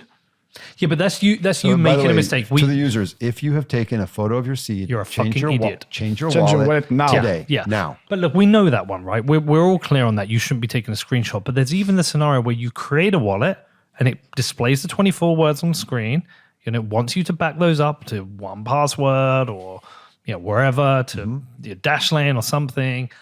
But an AI could be just scanning your screen the whole time. You open you create a software wallet, and the words are there in front of you. This is why we only do it on the device. If you have malware on your phone, yes. This is why a secure screen matters. Yeah, totally. But what happens when you have nanobots flying above you looking at your screen? Yeah, that's a great question. Yeah. I think about that. Obviously, we all do. Well, maybe we do. So go on. So we wanted to offer one option for users, and the option is called Ledger Recover. And the idea is the following: is to create a decentralized backup, distributed backup, let's say, for users. And the way it works is the following: as a user, you will create an account. Associate this account to your email. And then you will go through different identity verification process with different partners. And these partners will check your ID, will check that you are human. You have like some stuff to do with your phone in order to prove you are human and so on. You do all this stuff with different partners. And when this is done, on your device, you will be prompted, like, do you want to initialize the backup of your seed? And what will happen is the following. Like your device will encrypt your seed with a key. And then this seed will be split into 3 shards. And it's a 2 out of 3, like meaning it's not like we cut the thing in 3. It's a 2 out of 3, meaning that if you have 1 shard, you have absolutely 0 information. You don't have 1/3, you have 0. And if you have 2 shards, you can recombine them to recreate the seed. So the device encrypts the seed, does this Shamir secret sharing, 2 out of 3, and will send those 3 shards to 3 different partners. One is Ledger, another is EscrowTech, and the last one is the name CoinCover. Is CoinCover. Oh yeah, I know those guys. Yeah, they are English, by the way. Yeah. And the shards are stored securely within HSM. So we are using hardware security module. So this is like the the server version of a secure element. Let's put it like this. This is what banks use. When you do a banking transaction, there is an HSM on the backend verifying that your transaction is legitimate. So we are using such HSM, and the shards are stored within the HSM. So there are 3 separate companies in 3 different jurisdictions, and the shards are stored within the HSM. And from now, you have a backup. You still have your 24 words. You are still in control. You are the only one being able to make your transaction with your device and so on. And everything is normal, as if you wouldn't have done this backup. And if ever one day you have put your device in your washing machine, and then you don't know where your 24 words are, then you have this safe net. You just have to log in to the service to go through this different identity verification process again to prove that you are the same guy who subscribed to the service at the beginning. And then when everything is okay, the different HSM will send the shard to your device, which will recombine them and recreate your seed, and then you get back the access to your wallet. So this is how it works. But do you think of this product as like an entry product, and you would want people to migrate away from that? Do you think? I don't think for people. Okay. I don't think for people. I think it's if you want my opinion, I think it's great for newcomers because they don't really know how to do with these 24 words. But maybe you think it could be a good product for you. It really depends on you. It's an option. You can use it or no. It's a matter of freedom. You can install Ethereum app if you want, and you can not. You can avoid installing Ethereum app. It's the same. You're so French sometimes. Yeah, I don't think for people. Noticed. Maybe we can talk about open source. Yes, please do. Yeah. We are quite often because we mentioned the secure. Yeah. We are quite often challenged about the fact that our operating system is not open source and so on. And I think it's not a fair point for various reasons. The first thing is I want to say is we love open source. I love open source. I'm a Linux user, and I love open source for the ethos, for the fact that you can do anything, you can audit everything.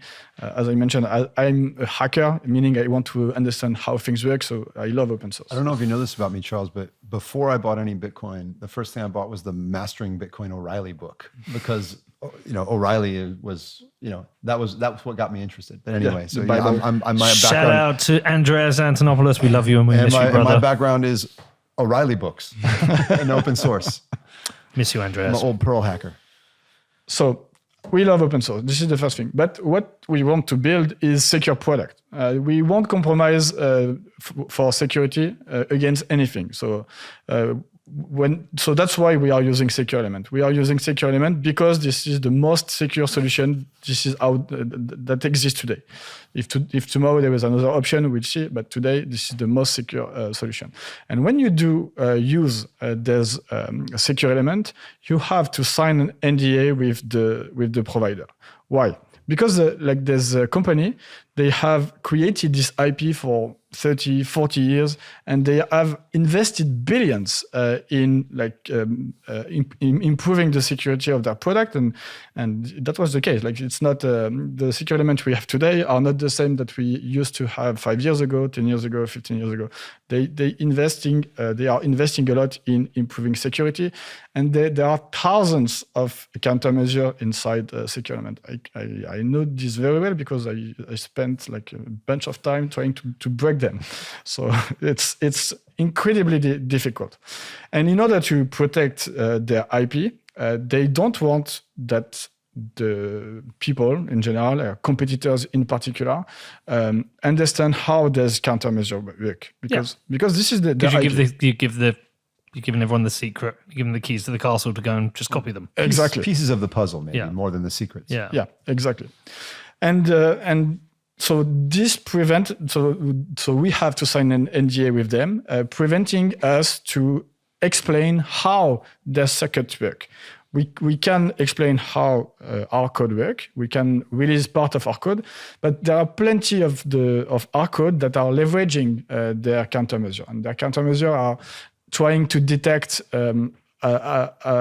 malicious activity, trying to detect physical attacks, and all of this needs to be tweaked, and our code is doing this. We are leveraging the countermeasure. We are checking the sensor. Is the power supply of the circuit the right one? Do we have like abnormal activity?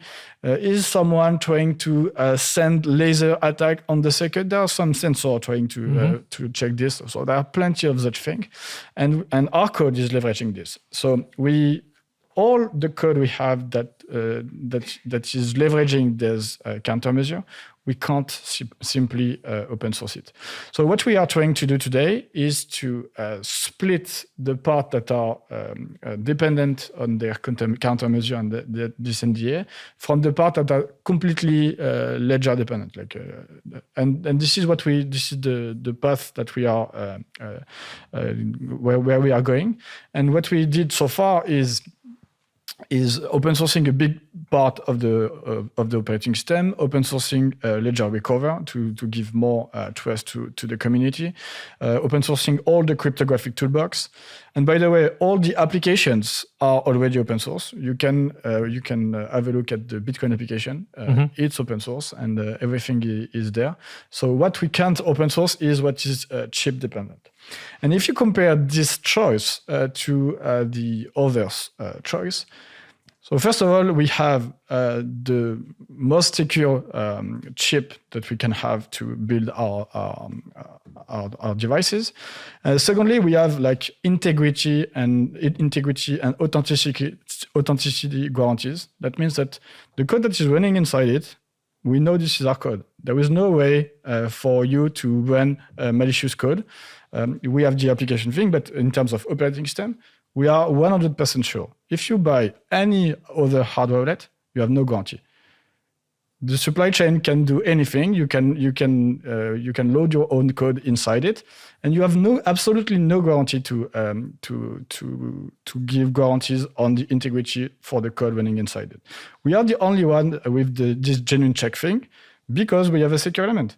If you don't have a secure element, then maybe it's a genuine device, maybe not.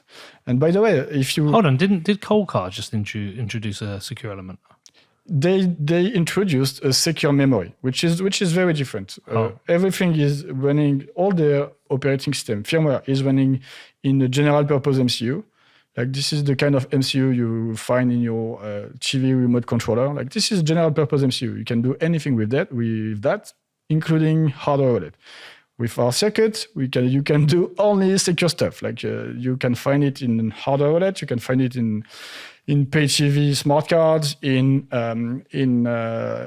banking card, in ID. So this is the type of circuit. The other competitors, including Coldcard, are using general purpose MCU for their business logic. And you have no guarantees that what is running inside the circuit is legitimate. So we want to have these guarantees. It comes to the price that part of our operating system is not open source, but we think that security is far more important than open source. And also to the point that, because if we talk about competitors, they are doing some thread about the fact that we are not 100% open source, but they are not also 100% open source. Because inside the circuit, there is plenty of code that is built in the circuit that is provided by the circuit manufacturer that, like for instance, all the HAL, like the low-level library that directly talks with the circuit, it's built in. It's not open source because they don't want to provide this to competitors again. Those are their IP. And finally, the circuit itself. It's not open source, and you have no way to be sure that the circuit does what it pretends to be. So there is a part of trust in this, and at some point we thought maybe we could do our own open source secure element. We thought about that, and we didn't do that for various reasons. The first one was First of all, it's very costly. Like it's years, it's a lot of resources. You have to buy plenty of EDA tools, like electronic design automation tools. You have to invest a lot of money and keep reinvesting where they're already doing it. It's a never-ending thing. Yeah. Also, even if you invest a lot, like all the competitors, they are working on this for 40 years. Everything is secret. They have patented everything. So even if you invest a lot, at the end, I'm not sure I'm sure you won't be as secure as them. There is no. Again, remember this smart card technology has been around for 40 years and it's in dozens of billions in the wild, right? You probably have 5 of them in your pocket right now. So you have this problem, and then you have a bigger problem. If you want to have an open source secure element, it's to have guarantees that the code you audit is the same, that the circuit has been built from this code. And it's impossible to have those guarantees for various reasons. When you design your circuit, you will write Verilog code, VHDL code, for those who knows that. This is like the language. And then instead of compiling the code, you synthesize the code. This is how it works. And then from this synthesis, you have to go through different steps. And all the steps, you use proprietary software. And you have no way to be sure that this software does not embed a backdoor in the different steps. And finally, you are at the end of the steps, and you have what we call the GDS2. This is the file format of the plan to manufacture the circuit. And you send this GDS2 to Taiwan or to TSMC or UMC, like the one who manufacture the circuit. They will create masks. The mask is the process for photolithography in order to manufacture the circuit. And then, like a few months after, you will receive wafers. Wafer is a circle, and you will cut the wafers into small pieces, and you have circuit. And then on one hand, you have your Verilog code. We went through like different steps, a lot of steps. You have no way to be sure that all the steps are equivalent to the Verilog code. Then you have the GDS2 at the end, and you have a circuit on your right hand and the Verilog on the left hand. You have absolutely no way to be sure that these two things are equivalent. So what did you earn in the process? Nothing. You just created a less secure stuff, and which is open source, but you have no way to have guarantees that the circuit itself correspond to the Verilog from the beginning. And to be clear, our goal here is not to speak ill of any other wallet. Again, hardware security is orders of magnitude more secure than what the majority of people are doing, which is custodians and just better and software. No, it's just to say that just the best. It's just to say I get it. FUD is bad for all of us. Yeah, like the infighting is pointless. And really, I mean, and again, I've had this conversation with some of the individuals, and they feel like they need to attack us because it's business. It's marketing. It's business. It's marketing at the end of the day. Okay. But then, it is then our job to respond and say, look, here is our architecture and why we've made the security choices we've made. Here is the architecture of the others. And simply to repeat these epithets of, to say again, open source and, to pretend, in Recover, I think the surprising part for us there, we were very prepared to have the conversation of, is Recover for you or is it not for you? And we were very prepared to say, no, it's not for everyone, right? What we were naive in thinking was, the response that we were surprised by was, but we thought you guys were magic. What do you mean you have access to my private key? Well, every wallet has access to your private key. It's how it signs a transaction. That's how it works. But I understand everyone is not a security expert or a computer scientist or a cryptographer. So that's on us. But it is, it's why, we need to be better at communicating these things. But also I think within the community, the FUD is not helpful to our end goal. Again, how do you go from 10 million people with secure hardware to 8 million? fight with each other, fight over the scraps, right? How do we go from 10 million to 100 million? That's what we would like to do, collectively. All right. Stax, when are you shipping? We're shipping right now. Great. Every single week, we're shipping more to pre-order customers. So quickly. When are you accepting orders? By the end of July, we will be accepting orders. Soon. Very soon. So we're super excited. I mean, look, the reality is that if we'd have known how hard it was going to be to make this device, we would have made a different device. Tony Fadell just invented an incredible device. What Tony Fadell is the inventor of the iPod. Yeah. That's a good story. Maybe we can tell another time. I know we don't have enough time on the show today, but what he wanted was two things. One, this has to denote value. So let's make it the size of a credit card. And then he said, and what does a future, the stack of cash with the band around it, what's the future version of that look like? And he had this idea for a stack with a curved screen so you could read the edge. So these are e-ink displays. Your Kindle is silicon on glass. Oh no, I get it, because I have Bitcoin every business. So I'm going to have Raoul Bedford, personal, what Bitcoin did, cheat code, auction. We kept encountering people. I remember talking to my friend Sean Bonner, who works with a bunch of different artists. And he was like, yeah, I've got 10 ledgers in front of me right now. I'm like, why do you have 10? And his answer was, every time I start working with an artist, I set up a new ledger because I don't want to commingle their funds. I mean, for me, it's the same reason. Why do you have a checking account, a savings account, a brokerage account, et cetera? And like you said earlier, you want to kind segregate. Segregate your accounts. So it was a nice nod to that. Now you don't have to have more than one, of course.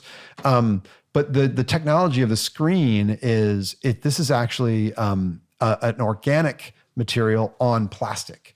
So this is the only screen on the planet that's made at less than 100 degrees Celsius. Most screens are made at 350 to 400 degrees Celsius, but this is a totally different technology. It came out of Cambridge University 25 years ago, and it's never been brought to market. They tried about 10 years ago with an e-reader, but the market opportunity wasn't there between Kindle and iPad and everything else.